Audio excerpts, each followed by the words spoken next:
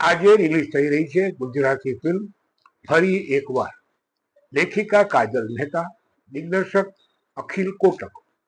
आप देख रहे हैं अपुन का अड्डा। Subscribe channel, like and share video. વાત એવા પરિવારની છે જ્યાં પ્રેમ, આશા અને એકબીજા માટેનું બંધન અથવા એકબીજા માટે જે જીવવાની વાત છે એની વાત છે।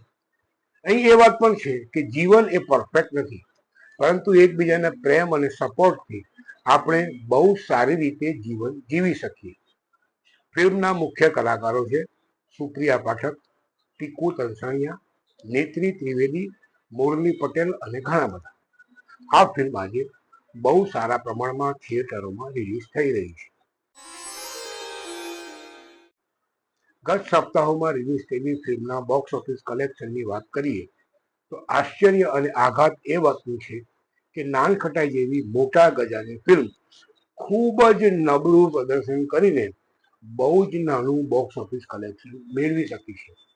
તો બીજી તરફ વોશ લગભગ 13 કરોડના આંકડાની નજીક પહોંચી છે વોશ 2, અને બચુની બેનપણી 7 કરોડનો આંકડો ક્રોસ કરી ચૂકી છે। સિનેમા અંગે મારા મનની વાત કરું તો મિત્રો, જ્યારે કોઈ બહુ મોટા ગજાની અને બહુ આશા જન્માવનાર ફિલ્મ નિષ્ફળ થાય ત્યારે માત્ર નિર્માતા, સર્જક કે અભિનેતા અભિનેત્રીને જ ધક્કો નથી લાગતો, સારા વાચકો, ભાવકો, દર્શકો અને રિવ્યુકારોને પણ આ બહુ જ મોટો આંચકો લાગે છે।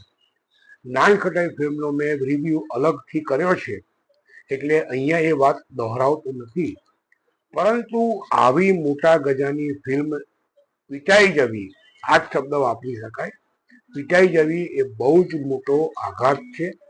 ગુજરાતી સિનેમા ઇન્ડસ્ટ્રીએ પુનઃ વિવેચન કરવું પડશે કે આ પ્રકારની ફિલ્મ અથવા આ જે સર્જક છે, આ જે ટીમ છે, એણે પુનઃ આખું બધું સંશોધન કરવું પડશે કે આ ફિલ્મ કેમ નથી ચાલી, અથવા પ્રીત જે દિગ્દર્શક છે એની આ પ્રકારની લો પેસ વાળી અને એક જુદા જ પ્રકારની ફિલ્મો કેમ નથી ચાલતી। ગુજરાતી સિનેમાની વાતનો આજનો એપિસોડ પૂરો કરતા પહેલા ફરી એકવાર કહીશ, મારી પાસે માં છે સિનેમા।